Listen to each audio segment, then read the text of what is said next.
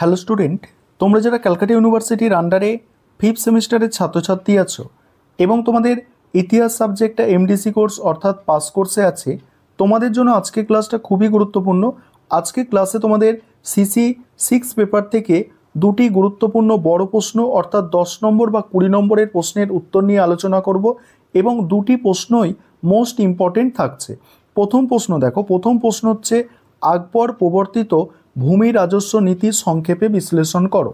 আকবর প্রবর্তিত ভূমি রাজস্ব নীতি সংক্ষেপে বিশ্লেষণ করো। এই প্রশ্নের উত্তরটা তোমরা বুঝে নাও।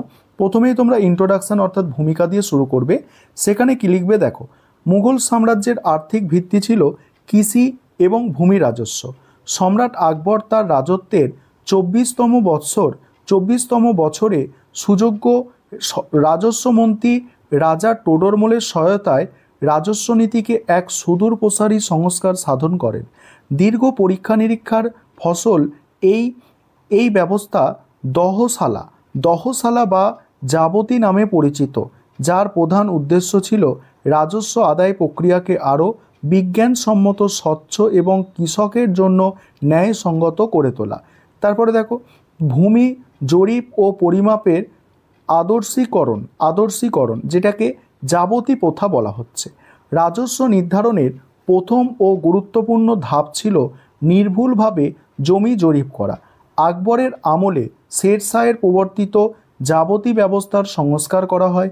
এক্ষেত্রে জমিতে প্রচলিত রজ্জু বা দড়ির পরিবর্তে বাঁশের বেত এবং লোহার কড়া দিয়ে তৈরি তনব বা ইলাহি গজ মানে কি 41 আঙুল বা প্রায় 33 ইঞ্চি ব্যবহার করা হয়।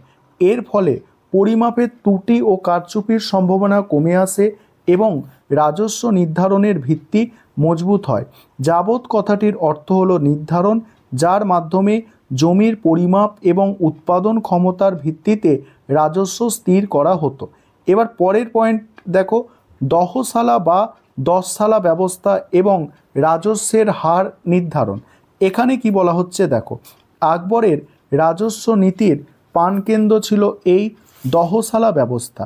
এই ব্যবস্থায় 1570 থেকে 1579 খ্রিস্টাব্দ পর্যন্ত 1570 থেকে 1579 খ্রিস্টাব্দ পর্যন্ত বিগত 10 বছরে বিভিন্ন শস্যের গড় ফলন এবং স্থানীয় বাজারের গড় দামের হিসাব সংগ্রহ করা হয়।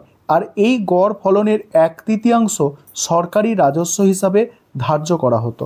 আর এই রাজস্ব মূলত নগদ অর্থে পরিশোধ করতে হতো, যদিও শস্য প্রদানের বিকল্প ছিল।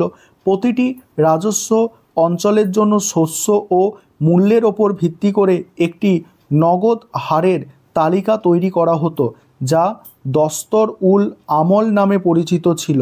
বলছে একটা নগদ হারের তালিকা তৈরি করা হতো যা দস্তর উল আমল নামে পরিচিত ছিল।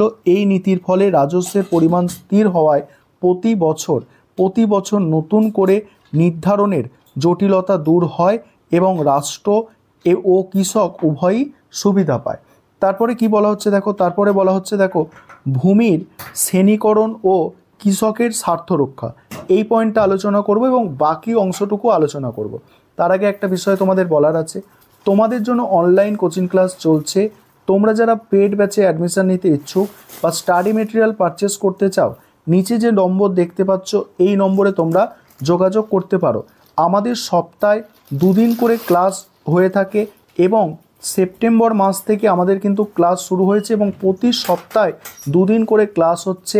তোমরা যারা অ্যাডমিশন নিতে ইচ্ছুক তোমরা স্ক্রিনে দেওয়া নম্বরে যোগাযোগ করে অ্যাডমিশন নিতে পারো। এবারে পরের পয়েন্ট দেখো, ভূমির শ্রেণীকরণ ও কৃষকের স্বার্থ রক্ষা। রাজস্বের সামঞ্জস্য বজায় রাখার জন্য অনাবাদি জমিকে 4টি শ্রেণীতে বিভক্ত করা হয়। আর এই শ্রেণীগুলি হলো পোলাজ মানে প্রতি বছর চাষ করা যাবে। আর তারপরে কি আছে দেখো, 2 নম্বর বলা হচ্ছে পরাউতি মানে কিছুদিন মানে পতিত রাখা হবে। আর চাচর মানে হচ্ছে 3-4 বছর পতিত থাকবে। এবং 4 নম্বর হচ্ছে বঞ্জর মানে 5 বছরের বেশি পতিত জমি। আর পোলজ জমিতে পূর্ণ রাজস্ব ধার্য হলেও চাচর ও বঞ্জর জমিতে প্রথম দিকে কম রাজস্ব নিয়ে ধীরে ধীরে পূর্ণ হারে আনা হতো, যা কৃষকদের জমি চাষে উৎসাহিত করত। এছাড়া কৃষকদের স্বার্থরক্ষায় পাট্টা ও কাবুলিয়ত চালু করা হয়। প্রাকৃতিক দুর্যোগে ফসল নষ্ট হলে কৃষকদের তখাবি বা কৃষি ঋণ দেওয়া হতো এবং রাজস্ব মুকুবের নীতিও গ্রহণ করা হতো, যা এই নীতিকে আরও মানবিক করে তুলেছিল। তারপরে কাবুলিয়ত ও পাট্টা। আকবরের ভূমি রাজস্ব ব্যবস্থার অন্যতম কৃষিবান্ধব বৈশিষ্ট্য ছিল কাবুলিয়ত ও পাট্টা প্রবর্তন। পাট্টা ছিল সরকারের পক্ষ থেকে কৃষকদের দেওয়া একটি দলিল, যাতে কৃষকের জমির পরিমাপ, জমির শ্রেণী এবং সেই অনুযায়ী ধার্য হওয়া রাজস্বের পরিমাণ স্পষ্টভাবে উল্লেখ থাকত। অন্যদিকে কাবুলিয়ত ছিল কৃষকদের দেওয়া একটি অঙ্গীকারপত্র ও স্বীকৃতি, যেখানে কৃষক সরকার কর্তৃক নির্ধারিত রাজস্ব দিতে সম্মত হতো। এই দলিল নিশ্চিত করত যে কৃষক এবং সরকার উভয়ের কাছেই রাজস্বের হার সম্পর্কে সুস্পষ্ট ধারণা আছে। উপসংহার দেখো, সম্রাট আকবর প্রবর্তিত ভূমি রাজস্ব নীতি ছিল কেবল একটি কর ব্যবস্থা নয়, বরং এটি ছিল একটি সুচিন্তিত প্রশাসনিক সংস্কার। রাজা টোডরমলের নেতৃত্বে প্রণীত এই দহশালা ব্যবস্থা রাজস্ব আদায়ে দীর্ঘমেয়াদী স্থিতিশীলতা এনেছিল এবং কৃষকদের কিছুটা নিরাপত্তা দিয়েছিল। এই নীতি মুঘল সাম্রাজ্যের কোষাগারকে সমৃদ্ধ করার পাশাপাশি মুঘল প্রশাসনের দক্ষতা ও ন্যায়ের প্রতীক হয়ে আজও ভারতের মধ্যযুগীয় ইতিহাসের অন্যতম শ্রেষ্ঠ কীর্তি হিসাবে বিবেচিত হয়। দ্বিতীয় প্রশ্ন আজকের ক্লাসে আছে, মনসবদারি ব্যবস্থার মূল বৈশিষ্ট্য আলোচনা করো। এখানে প্রথমে তোমাদের ভূমিকা লিখতে হবে। মুঘল সম্রাট আকবর তার বিশাল সাম্রাজ্য পরিচালনার জন্য এক সুসংগঠিত সামরিক ও প্রশাসনিক ব্যবস্থা প্রবর্তন করে, যা মনসবদারি প্রথা নামে পরিচিত। মনসব শব্দের অর্থ হল পদমর্যাদা বা স্থান। এই ব্যবস্থার মাধ্যমে রাষ্ট্রের সমস্ত উচ্চপদস্থ কর্মকর্তাকে একটি নির্দিষ্ট পদমর্যাদা দেয়া হয়, যা কেবল তাদের সামাজিক মর্যাদা ও বেতনই নয়, সামরিক দায়িত্ব নির্ধারণ করত। এই ব্যবস্থার লক্ষ্য ছিল কেন্দ্রীয় কর্তৃত্বকে শক্তিশালী করা এবং প্রশাসনের প্রতিটি স্তরে সম্রাটের নিয়ন্ত্রণ প্রতিষ্ঠা করা বা নিশ্চিত করা। তারপরে বলা হচ্ছে, দেখো, মনসবদারের দ্বৈত প্রকৃতি, জাট ও সাওয়ার পদের প্রবর্তন। মনসবদারি প্রথার প্রধান ও সবচেয়ে স্বতন্ত্র বৈশিষ্ট্য ছিল মনসবকে দুটি সংখ্যার দ্বারা প্রকাশ করা, একটা হচ্ছে জাট আর একটা হচ্ছে সাওয়ার। জাট মনসবদারদের ব্যক্তিগত পদমর্যাদা, সামাজিক স্থান এবং মাসিক বেতন নির্ধারণ করত। অন্যদিকে সাওয়ার পদটি নির্দেশ করত যে মনসবদারকে তার অধীনে কতজন অশ্বারোহী সৈন্য রক্ষণাবেক্ষণ করতে হবে। আর এই দ্বৈত ব্যবস্থা প্রবর্তনের ফলে সামরিক বাহিনীর বাস্তব শক্তিকে ব্যক্তিগত মর্যাদা থেকে আলাদা করা সম্ভব হয়েছিল। যদি জাট ও সাওয়ার সংখ্যা সমান হতো, তবে মনসবদারকে প্রথম শ্রেণীর ধরা হতো। সাওয়ার সংখ্যা জাট সংখ্যার অর্ধেকের বেশি হলে দ্বিতীয় শ্রেণীর এবং অর্ধেকের কম হলে তৃতীয় শ্রেণীর হিসাবে গণ্য করা হতো। তারপর দেখো, প্রশাসনিক ও সামরিক বাহিনীর একীভূত কাঠামো।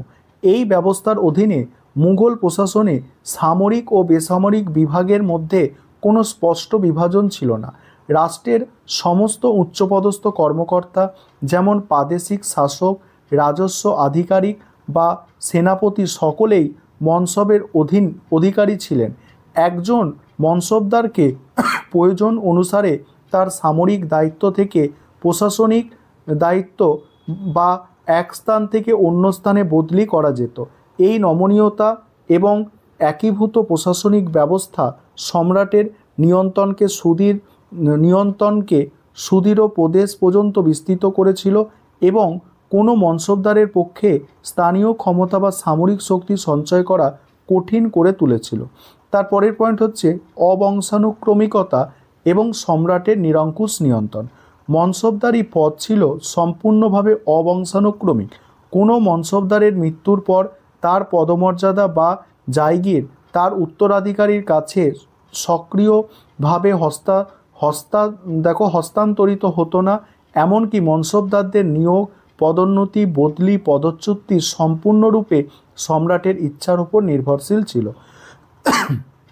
এই নিয়ম মুঘল অভিজাতদের আনুগত্যকে সরাসরি সম্রাটের প্রতি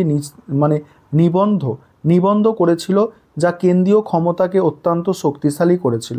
মনসবদারদের দ্বারা সাম্রাজ্যের ক্ষতিপূরণ নিশ্চিত করতে তাদের সম্পত্তি রাষ্ট্রীয়করণ বা জাবতি প্রথাও চালু ছিল। তারপরে পরের পয়েন্ট, বেতন প্রদান ও জায়গির প্রথা। মনসবদারদের বেতন সাধারণত মাসিক ভিত্তিতে নগদ অর্থ বা অথবা জায়গির প্রদানের মাধ্যমে দেওয়া হতো। জায়গির বলতে মনসবদারদের বেতনের সমপরিমাণ রাজস্ব সংগ্রহের অধিকারকে বোঝানো হতো, জমির মালিকানা নয়। এই জায়গিরগুলি তানখা জায়গির বলা হতো। তবে মনসবদারদের যাতে কোনো নির্দিষ্ট এলাকায় প্রভাবশালী বা ক্ষমতাশালী না হতে পারে, সেই জন্য তাদের জায়গিরগুলিকে নিয়মিতভাবে ঘন ঘন বদলি করা হতো।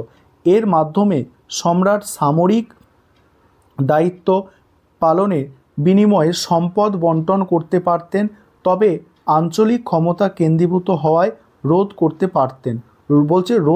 পারতেন। তারপর বলছে দাগ ও হুলিয়া প্রথা ও কঠোর তদারকি।